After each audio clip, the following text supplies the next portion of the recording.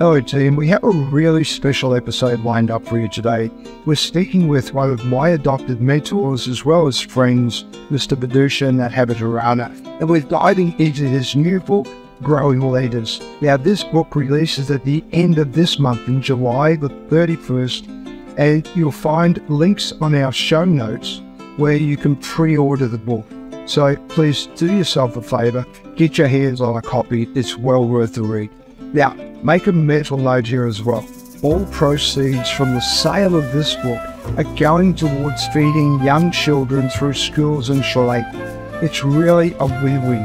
The food this money is going to provide offers nutrition for their young bodies and in turn leads children to be at school to receive the food, so they're being educated for the future at the same time. So, on top of that, as I said, this is a great I've had the opportunity to read the manuscript, and I could honestly say that it's filled with insights and wisdom from cover to cover. Now, of course, that's my observation. You don't have to take my word for it. There's other people sharing similar comments. Dave Ulrich, one of the global HR father figures, as well as another of my adopted mentors, Marsha Goldsmith, both share my opinion. If you tune into our episode, you're going to discover a wealth of practical steps for cultivating leadership within your own organisation. So I truly hope that you enjoy, and in addition, you support this cause by purchasing the book. Welcome, Team ET. I'm excited today as I get to spend time speaking with one of my adopted mentors. He may not know that I see him as a mentor, but I find his wisdom, his insights, and his character traits to be things that I look to for guidance, as well as I see him as a role model in leadership. Before I introduce our guests, however, I'd like to ask you all this question. What do farmers and their crops have in common with organizations and their leaders? I'll let you mull that over for a while, but as it turns out, much more than we may realize. And today, as you tune into this conversation, you'll find at least some of the answers to that question. We're not going to have time to go through everything, but we'll give you a teasing of some of the answers. And here to help us with this, as well as plenty more, is the destiny architect himself, drum roll, Mr. Vidusha Nathavitharana, or as he's affectionately referred to, V. Vidusha, welcome back to the ET Project. An absolute delight to have you here once again. And this time for a special reason. We're going to be speaking about your latest book. It releases, I believe, end of this month, right? 31st of July. It's called Growing Leaders. So welcome, and how have you been? Thank you very, very much for having me again. It's a great delight, and thank you for those kind words. Absolute pleasure to be here. My honor. We connected a couple of years back, and aside from you being heavily involved in your business, you were also deep in the middle of studying. And as it turned out, you're something of a learnaholic. I use that word very, very knowingly. I wasn't surprised, therefore, this time round that not much has changed. You're still studying. You're working on your PhD. How's all that going? Right. Not one of my proudest moments, I must admit. I took I took on the PhD for all the wrong reasons. But I think it has served me well. My dad is one of those people who spent 37 years inside the university service. He came from the village. He was the first of his family to go into tertiary education. Right. And he was one of those people who swears by a PhD. And let me just give you a quick story on this, Yeah. right? Um, um, he, One of his vice chancellors at the time had a Mercedes Benz, and a Benz even at that time was a massive luxury. Mm. And so it was the pride and joy of the entire campus, and he would roll into the campus in his Mercedes. And one day, this Mercedes meets with an accident at Tumulla, one of our junctions, famous junctions, with a bullock cart, right? Oh. And you have to put this in context, right? You're talking 50 plus years back, Mm. 60 years back, and a bullock cart driver is someone from the poorest of the poor communities, and a person who drives the Mercedes is at the top end of the social Yeah. spectrum. Right. And the social strata were very keenly divided during that time. So it wasn't common for social mobility to be as much as what we would enjoy today. So you can imagine this poor man's plight, because it was a wreck, and he was really, really struggling to kind of come to grips with, how am I now supposed to pay for this? Yes. The driver of the Mercedes gets down and starts abusing this poor man. And the vice chancellor gets down, holds his hand, and turns around and says, "Can you please go and sit back in your car? I'll sort this out." Goes to the man, picks him up, and says, "Let's go first, take a look at your cow, or your bull." It was always a bull that actually drove a bullock cart. Right. Made sure that the bull was okay. And then gave him some money to kind of make sure that he repaired his cart, and sort himself out, because he would not have a day's worth of wages to earn for the next couple of days. Right. And then got back into the car and told his driver, "Understand where your priorities are. The only people here who are worth talking about are people and the bull, because they're living creatures. Mm. The car can be." And turned around and said, "Next time around, think before you act." Right. Right. And this was not even mentioned. And the only reason this came out, this entire story came out, was there was um there was a journalist who was at the junction when the accident took place, and came and took a look and took a photograph, and then went and spoke to the poor man and asked what Mm. happened. And he related the story, and he wrote about this and ended by saying, "This is the purpose of education." And my Right. dad would recite this like a mantra on a regular basis. And he turns around and says, he changed a little bit. The article said, "This is the purpose of education." He turned around and said, "This is the reason why you should get a PhD." Because he always equated someone with a certain level of wisdom and humanity with education. Mm. And he's 83 this year. Wow. And a couple of years ago, I realized that when he turned 80, I realized that, maybe I've postponed this for too long, and he's not going to be around for much longer. And then hastily kind of applied and got into a PhD program, hoping to finish it before his time with us is no more. Yeah. So, and that's because he always wanted me to have one. I could have easily passed the pain of going through this, but this is probably one of those last things I'll be able to do for him. So, thought I'll do one. Well, I wish you well with it. Not I exactly would. the reason why you should be doing a PhD. But is there ever a right reason? I mean, everyone has their own Thirst for reason. knowledge is a good one. Rather than Very, my dad told very, me so, or told me too, which is great when you're doing your probably bachelor's or something. Why are you here? Well, my mom put me into this. I didn't have much of a choice. But but at PhD at my age, that doesn't quite work well. In fact, I was asked this question when I joined the PhD. Why are you doing a PhD? And I said, "Do you really want to know the honest answer? Because then you would not give me admission if you know I am doing it." So they said, "Okay, fine. Then tell me the rehearsed answer and then give me the honest answer also." So yeah, mm, that's the honest answer. very good. Well, look, before we dive into too deeply, at least between the covers of your 280-page manuscript, Yeah. let's paint a little bit of a scene here. You're based out of Kandy in the highlands Yes. of Sri Lanka, and I believe now I'm going to put my own self to the test here. I believe the city used to be known as Maha Nuwara. That's right. So Wow, that's done right. So well. Maha means big and Nuara means town. So Okay. in simpler parlance, it means capital, because it was the capital city at some Okay. point. So it's the city itself is steeped in history from what I can read, and it was even home at one stage to the kings. It was called the Yes, Kingdom of Kandy, right? Um, yes, it was. so quite an interesting location. I've been there, by the way, Nadusha. I'm not sure if you're aware. It's probably a decade back. We went for a holiday, and I spent some time there. We went through the botanical gardens and around the artificial lake, etc. Beautiful spot. So I can visualize where you are. Monsoon Beautiful. season at the moment, I guess, right? August. Yeah. August? Okay.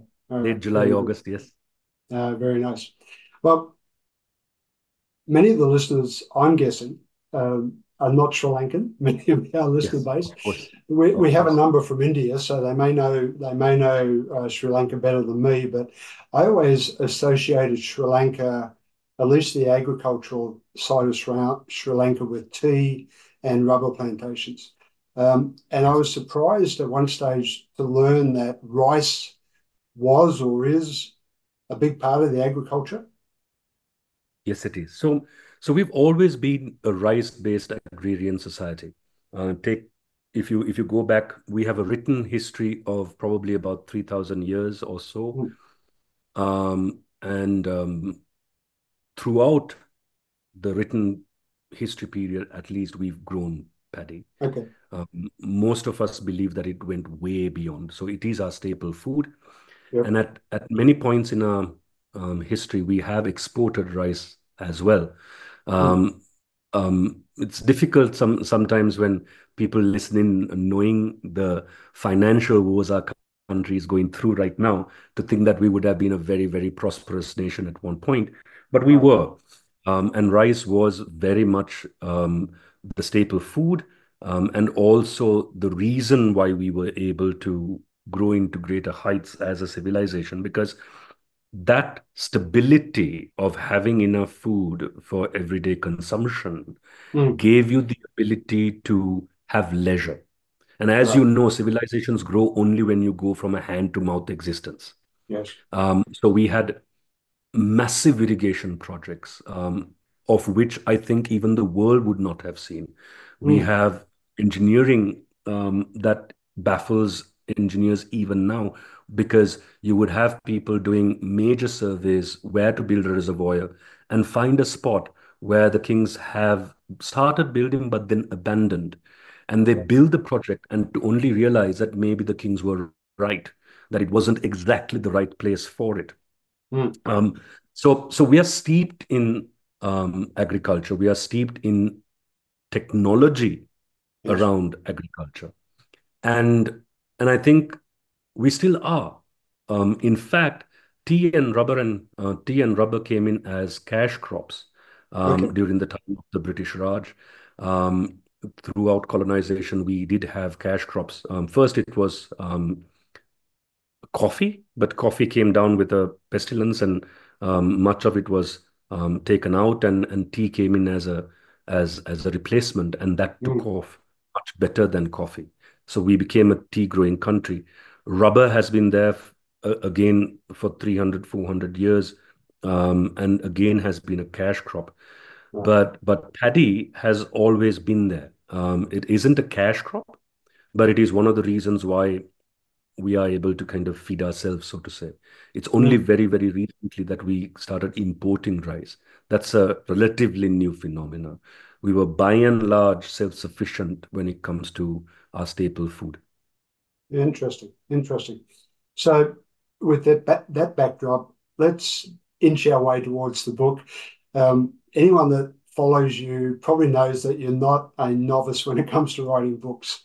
By my count, at least, you have something around 68 books that you've published. And Yes. for whatever reason, and we're going to talk about that in a moment, they're all available for free on your Yes. website. Yes. um, Right. So the reason for that first, my dad and I are both products of free education. Sri Lanka, pretty much throughout had free education. okay. Of course, before the British and so on and so forth, we had a temple-based education where you learn to read and write mostly, but Mhm. you were taught a vocation. Um, our kind of education came in with the British system.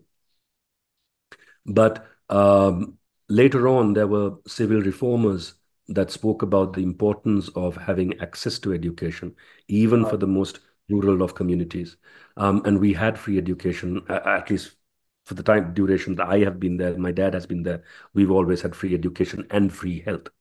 And that's probably one of the reasons why Sri Lanka has the highest literacy rate of most countries that you could find on the planet, and also a very, very good healthcare system that enables us to live a little longer than the average person from our part of the world, or with the kind of infrastructure we have financially. So those two things I think have been great going. So my dad is a socialist Right. in many ways. And when I started doing my work, he used to always find fault with me, saying, you know what, you've learned something, and you're teaching it only to the rich, only to people who can afford you, and that's wrong. And I've always told him that, hey, you know what? That's my vocation. I have a family to feed, and what can I do? Knowledge, equality. And when I first wrote my first couple of books, this kind of became almost my way of pacifying my dad to make sure that he's off my back, so to say. Mm. So most of what I know is put out in a book in some form. Okay. Um, and whenever I learn something new, I do a new book.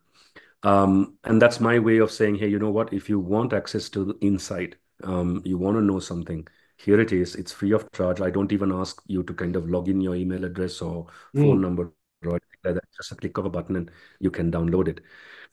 So that's the reason why it's free of charge. And the newest book, the reason why I've decided to sell it is because, as you know, Sri Lanka went through a massive financial crisis a couple of years Right. ago. Yes. We are still not out of the woods, so to say. We are heavily in debt. And at some point, as the citizenry of the country, we have to pay it back. And without our GDP going up by leaps and bounds, that Mm. happening is slim. So it is quite possible that we can go through several cycles of this before we are out of the woods. And one of the things that is happening now, which I haven't ever come across in my years of existence, is, by the way, we it's mandatory that kids go to school until they're 16, Right. by law, right? And Sri Lankan parents are very invested in their kids' education. It's Mm. something that they take very seriously. So it's very common. And I grew up in a village initially. And it's very common for most people in the village to probably forego their meals and feed their children so that they go to school, because Mm. they see education as their way out of poverty. And we have a system where in the fifth grade, you pass a scholarship exam and you can come into any of the best schools in Colombo. And that's what most parents gun for, if Right. their kids show any inclination of excellence in academics. They Mm. would gun for that because they know their future is secure after that. What is happening now because of the deepening financial crisis? Um, and it's better now than what it was a couple of years ago, where we had no fuel, no electricity, and all of that. It's a lot better now, but still, we don't have enough jobs to go around. Mm. Inflation has more than tripled, quadrupled in certain aspects. So most people in many communities find it difficult to feed their children. Right. And and because of that, kids are dropping out of school quite often. There are days where they go without anything, and those days they don't go into school. So a few of us, and this happens in pockets all throughout Sri Lanka. Lots of us are trying to kind of find ways to feed wayward schools, Mm. because if there's food in the school, they come just to have that meal. Right. So it's almost a way of guaranteeing that you continue to school because the school provides food. So we're trying to kind of fund as many kids as we possibly can, or many schools as we possibly can, where we Mm. have the lunch being provided free of charge in school, which ensures that kids actually attend class, because you at least come for the food, and that's good enough to get you to Yeah. school. So that's the reason we thought, let's sell the book, raise as much funds as we possibly can towards the cause, and all of the revenue that comes out of the books, apart from obviously printing charges or something like that, would go in directly to one of the organizations we are partnering with, called Child Action Lanka, and the money just goes directly there. It doesn't even touch our accounts. Mm. Well, it's certainly a great cause, and let's hope that the listeners can support and Oh, purchase the absolutely. book. Yeah, for Absolutely. sure. You have a number of high profile local as well as international influencers that are giving support to the book. So I think you're off to a great start. Um, One of those influencers is, again, an adopted mentor on my part, Dr. Marshall Goldsmith. Um, he is an interesting character, but the forward to your book was written by somebody many people have a love-hate relationship with. I know in HR you see Absolutely. him as the father of modern HR, Dave Ulrich. Um, he wrote your forward and he points out that we all know good leadership's vital, yet employee experience and the evidence that's being recorded around the world about leadership performance is kind of suggesting anything other than a positive situation. So clearly, there's something fundamentally wrong somewhere, whether it's within the organization, whether it's the individual. But what I loved about your book is that you very nicely address the issues and not only address the issue, but you offer steps to correct the situation.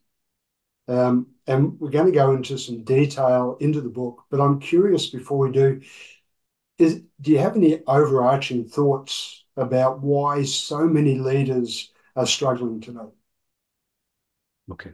So let's step back Yeah. for a moment and understand that we are all products of both aspects. I'm not going to get into the debate of are we born or are we made. I think we are Mm, both. There are certain characteristics that we are born with for sure. Otherwise, genetics play no part in you. But we are also made through the experiences that we have and the mm, circumstances we are in and the people we meet. And we are shaped by it. I don't think anyone can deny that. Now, which is more important is a relatively philosophical conversation and for the sciences to do. But yeah, I'm more interested in what do we do with that paradox yeah, and that reality. So when an individual walks into the organization, there are a couple of assumptions that people make. The first assumption is that everyone should be a leader. I have always disagreed with this. right. And then, therefore, there is a natural nudge for everyone to kind of climb higher in the corporate ladder, Hmm. assuming that you become a leader along the way. Bad assumption to have. Yeah, Number one is that we have to understand that when we grow in the corporate ladder, that becomes you become more senior as a manager, not necessarily a leader. Number one. And number two, most of us want to get to the higher levels of management because the pay is better and we get other perks, and not necessarily because we want to take the responsibility. Um, you know, so there are many reasons why people want to progress, especially in our part of the world that holds true. If you offered a junior level executive the salary of a CEO and turned around and asked the question, "Do you want to become CEO?" Vast majority of people will turn around and say, "I don't want the hassle." yeah, But you become that because that's the only way for you to have a better quality of life. That's one. The second is that we assume that leadership always is around a title or a job or a position, which is also not true. However, the paradox is also not true, which is to say you can be an effective leader without some form of authority. Inside an organizational setting, that's almost impossible, especially for hierarchical cultures like ours. yeah, If you don't have the title, you can have the best leadership qualities that you can find in a person, but you can get easily overruled. And it's only a matter of time until you get so frustrated that you leave. mm, So that's the second aspect of it. The third aspect of it is we assume that we naturally display certain characteristics if we are given the freedom and the space. Partly true, once again, partly false, mm, because there are a lot of conditions that goes in, and just because you get a position and get the authority doesn't necessarily mean that I will act in a way that befits that particular role or title or position. If that were true, the world will be a beautiful place, right? Presidents will be presidents, CEOs will be CEOs, fathers will be fathers, mothers will be mothers. It is not that simple. mm, So I've always felt that there are three things that you need to kind of make sure happen simultaneously inside organizations. The first is I'm a firm believer that structure begets behavior. And I often say that you need to have certain level of structure for a person to behave in a certain way. Without those structures, it's a hit or miss. And Mhm. I often give the example of people driving on our Sri Lankan roads. The Sri Lankan roads are quite chaotic. You have cows, you have dogs, you have cats, you have people crossing the road, and the road isn't big enough, and it's chaos sometimes. But we also have highways.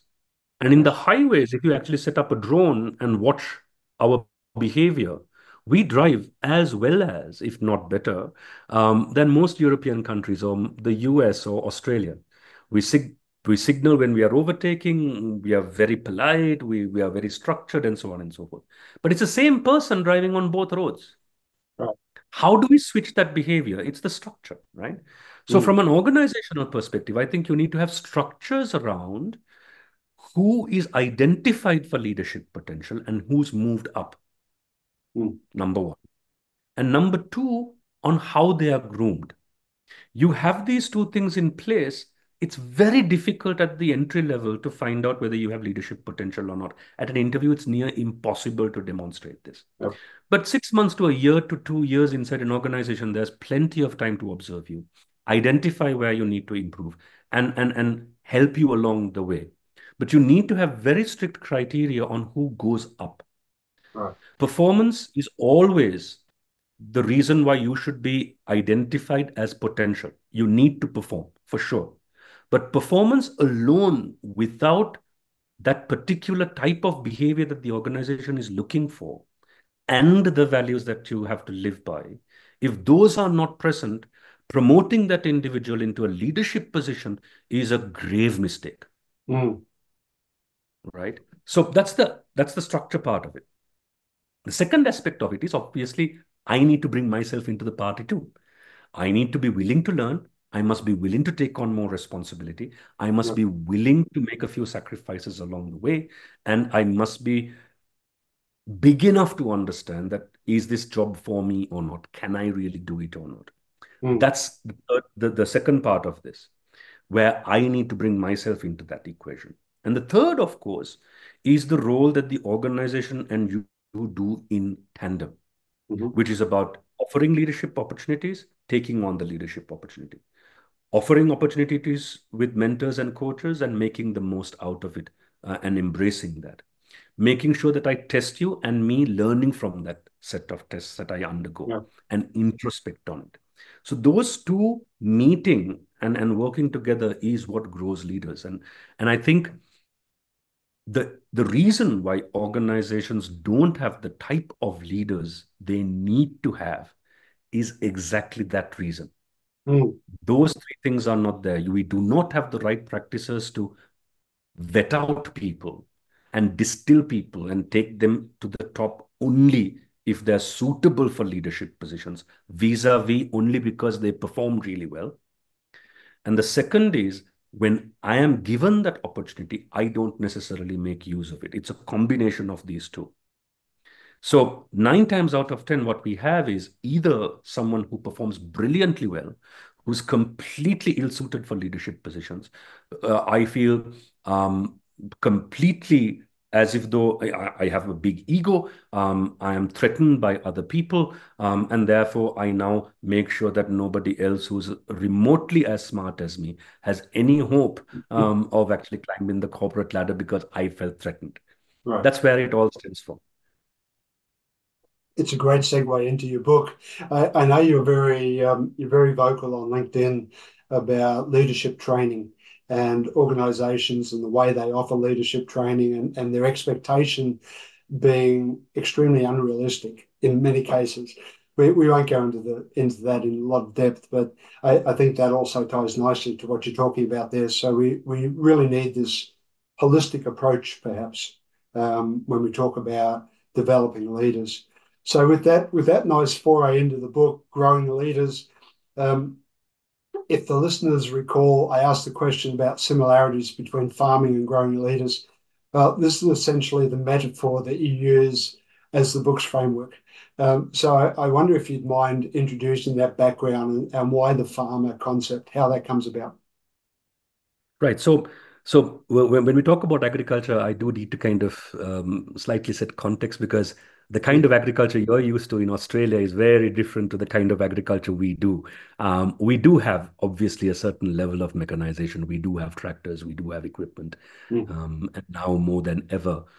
But the kind of agriculture I was talking about was mostly organic, right. mostly used with bulls and a plow, manual labor, and it was a way of life more than something that you do for profit. It Mm, was how you fed your family. It was how you made sure that there was enough crop to last the rainy seasons, and that you didn't go hungry. So there was a lot more riding on it than rupees and cents that you make as an organization or a profit. So, and we still have this type of agriculture in Sri Lanka. It still exists. It's not as common as it used to be, but it's still prevalent and it still exists. So, if you just take a look at how we do agriculture and what we do, for starters, there's a certain reverence around it. It's not just a job. It's not just mm, a vocation. It's a livelihood and it's a way of life. So there's a certain reverence to it. Secondly, you have to understand that you can't control the weather, and the weather plays a big role in the kind of agriculture we do. If you don't have the rains in time, all of the effort that you do is for naught, and you can't help that. We can't predict the weather. mm, Even back then, when global warming wasn't a phenomena, we still couldn't predict the weather. And now mm, it's a lot worse. And then, of course, you have to understand that the entire family and the entire community is involved in this. It's not just one family doing it. right. So there's an interconnected aspect to this. So when I looked at agricultural ways, and I come from a agricultural background, and my father's family were farmers and still are. Some of them are still farming in the old ways. I honestly think it's exactly the same kind of thing or the same processes that happens in leadership. And that's why I called it growing leaders versus developing leaders, Mm, because growth is a more organic thing. mm, Development is a much more mechanical thing, right? So if you just take a look at the process, firstly, you obviously prepare the soil, right? You're not gonna plant anything without preparing the soil. Now, when I say it like that, it sounds so obvious. mm, But we take it for granted, right? We assume that you can just throw a seed in and it will blossom, which is the assumption we have when it comes to people. We think that you can put people in a position and they blossom, and it doesn't because the soil isn't fertile for the person to grow. The general joke I always make is that if you take a coconut to Siberia and plant it, it's not going to grow. And there's nothing wrong with the coconut, and there's nothing wrong with Siberia either. right. It, it's just the wrong place for the Yep, coconut to grow. yep. At the same time, you ain't gonna put a coconut in and expect mangoes to come out of it. Right? So you have to really be sensible about these things, which we are in when it comes to agriculture. I don't think anyone's gonna plant paddy and expect anything else apart from paddy to come out. Right? So you can't really uh, do planting without preparing the soil. And preparing the soil is a big part of paddy cultivation. There's Mm, a severity to it, there's a focus to it, and there's a seriousness by which you do it.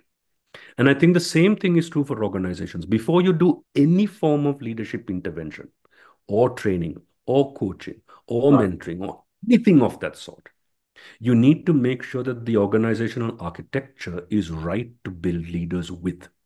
Mm, And if that is not right, you need to put that right first. And if it is not done, you can throw the best of people through a training program. Nothing much is going to come out of it.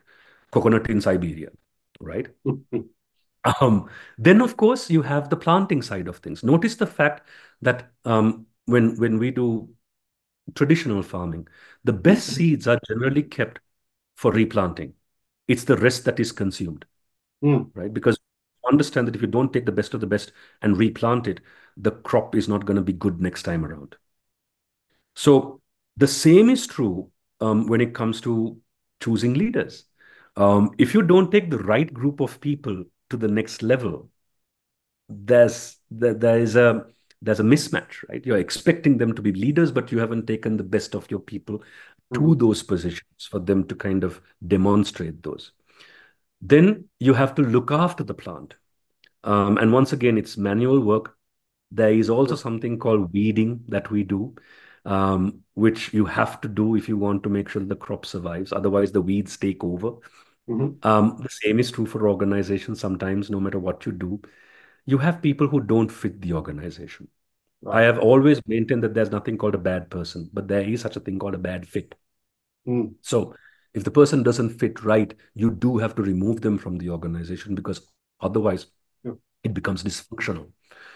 And then, of course, there's a lot of care, a lot of love, and a lot of protection that happens to the young plants. The Mm. same is true for young leaders. You need to give them coaching, you need to give them mentoring, you need to kind of give them training, need to give them opportunities to shine, and opportunities to grow. And when they do make mistakes, you do have to kind of, support them through that and make that a Mm. learning experience rather than a horrendously difficult experience for them to live through. And then they start to bear fruit. And then comes the harvesting time. Now, harvesting is also a ritualistic activity. And the first harvest is always made into being a celebration. We have our new year to celebrate the new harvest, Right. right? So, and when leaders come of age, the same is true. You need to give them that pride of place. You need to celebrate the fact that they've made it. You need to Mm. give them that opportunity to kind of bask in that glory, knowing that, I've arrived, and also still that I have a long way to go still, but nonetheless, I'm Right. here now. And then, of course, comes, the practice of passing this down to the next generation. Notice the fact that we don't have agriculture textbooks written by our forefathers that tells you how you should be doing this, like we do. It was done by taking you by the hand at a very young age and putting you through the motions. Right. I think the same is true for organizations. There is great wisdom in someone who's lived through a certain experience, and we don't make enough of it in modern organizations. We discard the old as if though they don't belong or they have no part to play. And I think that's a huge mistake. Mm. And there is a huge role that seasoned veterans inside the organization who took the organization to a certain level that can impart on the youngsters. And there's a lot that the youngsters can impart on the seniors too. Learning is not something that is hierarchical, Mm. right? Or tenure based. Learning is something that both parties can do from each other.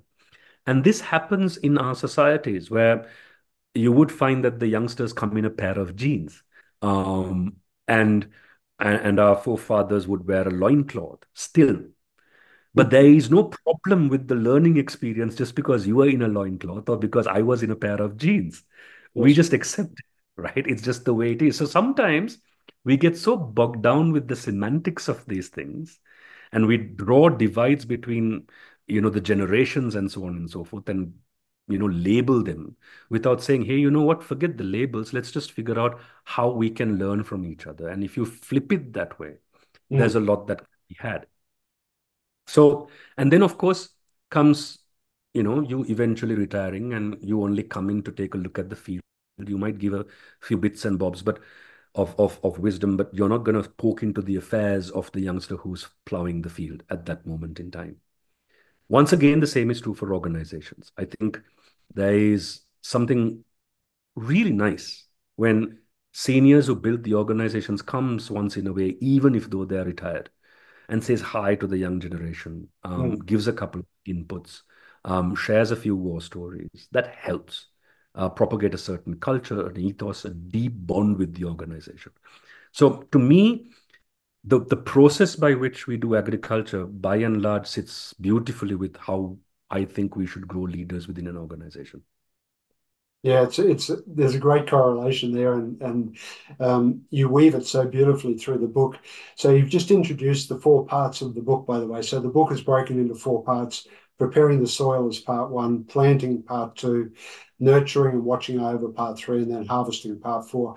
What I thought we would do today, if it's okay with you, is we'll focus mainly on part one, Sure. and we don't want to give everything away about the book. We want people to go out and buy the book. So, Absolutely. so we don't want Absolutely. them to have the whole story. You make some great statements throughout the book. One of them you mentioned has stuck with you from your ancestors, from your grandparents in particular, a saying that says, if I get it right, you can't demand plants to grow faster. And I Yes. really enjoyed that Yeah. association when I think about some of the leaders and some of my leaders, and their expectations were somewhat different to that. Oh, for sure. So here's the thing. I think see, 9 times out of 10, we kind of take a one-sided view of things, right? And this is the beautiful part about agriculture. No one planting seeds takes credit if the crops do well, Mm, honestly. Right. Or of course, I'm not talking of greenhouses and such. Okay, I'm talking of my type of agriculture, that yeah. comes down from generations. We always give credit to the weather, to gods, to whatever you want to call it. We always externalize it simply because we understand that whatever effort we put in is only one part of the equation, Yeah. not the total equation, right? Now, is this not true for agriculture that is done in a greenhouse, which has definitive technology behind it? Of course, it isn't true. So the analogy only holds if you are coming from this kind of context, right? But I find it so important that you understand that context because that is so for people also. When Mm, people do well, we generally have a big thing about finding one reason why they were successful. I worked hard, therefore I was successful. I had great parents because of that I became successful. Or, I had a vision and therefore I was successful. mm, None of this is true by itself. No matter how much of a vision you have, if you didn't get the support you need, chances are you will not be successful.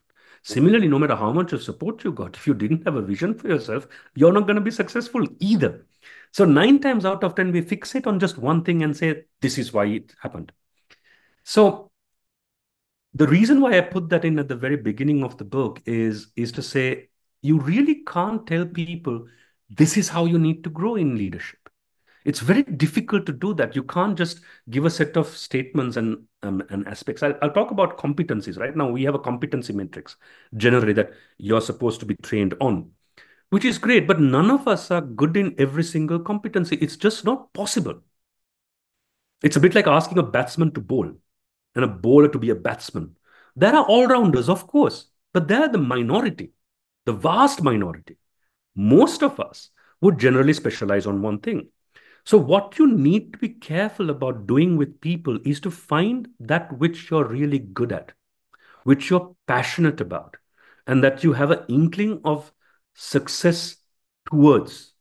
Mhm. If you don't pick that as a senior leader, you're going to actually get this person to suffer through their leadership journey because you're doing something that is alien to you, Right. right? So, but we all grow. With the right conditions, we all grow at Mm, some point. How fast we grow, it's a very personal thing. Even in families, you imagine being told, look at your brother or look at your sister, they got straight A's. Why can't you? Is a no-brainer, right? That's because they are them and I am me. I am not good at mathematics. My uncle all was you need. brilliant Yeah. at mathematics. And my mother couldn't figure out why I wasn't particularly good at it. And I told her, it's your fault. You didn't pass on the gene to me. What can I do? you know but I was good in other things. So we each have a very personal journey to undertake in leadership. Mm, And I think that's the starting point of growing any leader. For you yeah. to have that conversation with an individual, you must be open to the suggestion to say that individual needs to have a very personal growth plan. And if you have a cookie cutter model on this and turn around and say, you know what, we're going to put all 35 of you into a program and we are expecting you to come out on the other side exactly the same, well, that's a non-starter to begin with. Yeah. Yeah. Well, let's look at the first part, and it's preparing the soil. Um, when we talk about farming in your context, you talk about the need to put in the right effort and the right focus to ensure the soil preparation is done properly before you plant. And then when you relate that back to the organization, you say there's a need to make sure that the organization's ready to grow their leaders.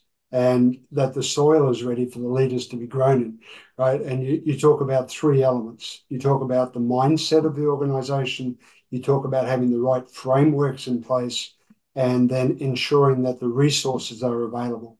So that Absolutely. creates three chapters and makes up part one. So there's an insight for the listeners. That's what the first part's about. I, I won't go too deep into all of these, but maybe we can just talk briefly to each chapter, starting with Sure. mindsets. Um, Absolutely. and Absolutely. yeah, Yeah. so you introduce under this mindset or norms, as you also refer to them as, that there's some prerequisites if you want to grow leaders, that we need to have um, four key mindsets or norms in place for leaders to be able to grow. Um, I don't even know if you remember them, but I'll introduce them and you can speak to them if that's okay. So the Okay. first one is everyone has a potential to lead. You already mentioned that. Yep. The second is not everyone will become a leader, and that's okay. You've mentioned that. The third is that each individual is a person and they have their own unique leadership journey to undertake. And you've sort of touched on that as well. And then development of people is an investment into the future. And we have to make that investment irrespective of the circumstance. And I go back to agriculture. Yeah. I really do go back to agriculture. We plant thousands of seeds. Not all of them sprout, Mm. right? And there's no way of knowing which one will sprout until you plant them. Yep. You really don't know. Now, you can have a success rate of 90%, 95%, 99%. You never have a success of 100%, ever. So that's what you... Now, imagine a farmer thinking, damn it, 10% of this is not going to grow, so I'm not going to plant 10%. That's a that's kind of a no-brainer, right? If you want Mm. to say that to a farmer, he'll look at you sideways to say, you probably need to go to the asylum, mate, not come and do farming, right? Yeah. Because your logic is completely balmy. So it doesn't make any sense. But we take this call with people. We try and assume or try and almost take a bet on who Mm. will work and who will not work. Our job is to offer equal opportunity to everybody Right. to come and shine. Whether you do or not is up to you, and lots of circumstances. Maybe I have different circumstances to you, and therefore my leadership journey might be slowed down or whatever it might be. Or I don't want to become a leader in the first place, whatever. But that doesn't mean that the organization doesn't give me the opportunity. The opportunity is given to me.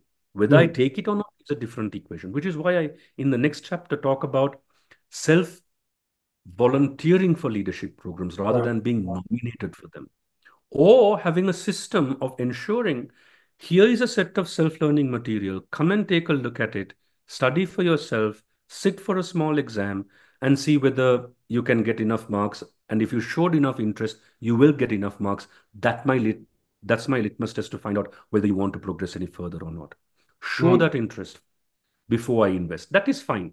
But the opportunity must be given to everybody. Right. So the issue is that we are not willing to make that investment on people, assuming this would not benefit. And the answer is genuinely, right throughout my career, lots of people have surprised me in Right. how they've grown in their positions, Yeah. including people I work with. I'll give you one example. I have a young colleague of mine who joined us to train, and her first training programs were horrendously bad. She got really bad ratings. She got really bad reviews. Mm. Um, some people even turned around and said, "Don't send her again," and the whole nine yards, right? But we somehow knew at the back of our heads she was a subject matter expert. She works really hard. Mm. She does superlative work in her workplace. There's no reason why she can't be a good learning facilitator. Mm. So we sat down, we did some work. To her credit, she took all of that feedback beautifully well. Was she upset? Of course she was. But she took it beautifully well. She made notes. She worked even harder. And Mm. today she's probably one of the most asked for trainers that you can find. Yeah. So you don't know who will surprise you, and you must be open to that suggestion. It's, If by one event or a couple of events you discard people and say that guy has no potential, I think that's a big mistake. Now, mm. contextually, they might not have a place in your organization in that particular Yeah. context, for sure, maybe. But they can find other slots to shine. And that's our job. Once again, you're not gonna plant something like, I don't know, um, mango trees or coconut trees or vegetables or something like that in a paddy field. You only plant Right. paddy in a paddy. Yeah. The soil is prepared for that, right? So organizations are also like that sometimes. We have a particular type of person we need at this moment in time Mm. for our leadership positions. That doesn't mean the others are bad. They might be a wrong fit. And it's Yeah. part of our job to find them places where they can shine. One of the things I like throughout the book is you give real case studies, and you talk a lot about Sri Lankan businesses. You showcase a lot of Sri Lankan business. MAS Holdings, I think, Mm. is one of the ones you showcase in the beginning. They're a textile or an apparels organization. Um, it seems, based on our conversation earlier and what I see in the book, there are a lot of um, companies in Sri Lanka that are doing extremely good things. I, I- yeah, well, I'm very biased on this because I am Sri Lankan, obviously. But I've genuinely felt whenever I step out of Sri Lanka and do work outside of Sri Lanka, that we don't make enough of the strides we've made in the HR vocation. I really do think that Sri Lanka has some brilliant best practices. Mm. Unfortunately, for whatever reason, we don't necessarily make case studies out of it as you would do through a Harvard Business Review case study or Right. in academia in other countries where the academia comes into industry, analyzes case studies and presents it back as learning material. We don't Mm. have as much in the management sciences Right. and leadership elements in Sri Lanka. So we borrow a lot from the West. And in Mm. a very selfish way, I wanted this book to kind of also portray to the rest of the world that we might have been a bankrupt nation, but we are not bankrupt when it comes to our HR practices. Mm. We really have a lot of good that I think the rest of the world can learn from. Let me just give you one small example. You mentioned MAS. MAS has pioneered some of the best practices in the apparel trade. Brandix is another organization that is big in the apparel trade. They've pioneered some of the industry best practices that you can find. Hydramonies is another major player in the garmenting industry. They have pioneered certain best practices in the world. So set it into context. Before MAS, most garment factories anywhere in the world was more or less a sweatshop. Mm. MAS was one of the first, if not the first organization in the world to actually have fully air-conditioned facilities for sewing. And that was a radical move. And if that doesn't speak to the love and care we have for people, I don't know what will. Right.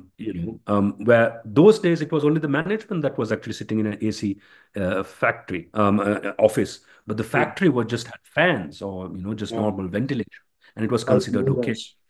That's right. And Yeah. with MAS, they actually AC'd the entire facility and said everyone will work in AC comfort. That was unheard of, and this is 30 years ago, Mm. before, well before any form of compliance standards were there. In fact, when compliance standards first got introduced, Sri Lanka had some of the first pilot studies of things like the RAP apparel code or the ETI code and things Mm. like that. They pioneered this, right? So whether it is MAS or Brandix or Hydramonies from the apparel trade, whether it is Danko to a porcelain from having completely different ways of managing themselves, to Right. even smaller organizations. We have a little eatery, which I have visited from and patronized from the time I was 12 or 13 years old. I still go to it, called Rahima's. Rahimas have a way of making sure that their cooks stick to the recipe, which is unwritten, Okay. and they have their biryani and fried beef, which tastes exactly the same. They have the same level of consistency that you would find in a McDonald's burger without a single written process involved or a recipe involved. How do they do it? You know, and we don't make enough of these because Yes. there is a method and a process around that too. It doesn't have to be written down. Mm.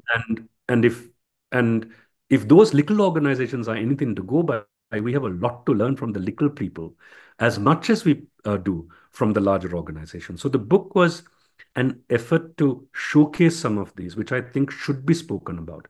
And hopefully it'll pique enough interest for some of the better, bigger universities to come down and take a look at Sri Lanka in earnest, and do a few case studies. I think that'll be grand.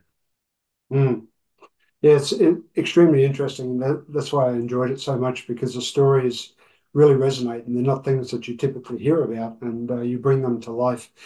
In the second chapter, you talk about two essential frameworks that really need to exist for uniformity as well as structure. Um, the values framework and the leadership competency framework. I'm conscious of the time, so we won't go into too much detail on those, other than just to mention them.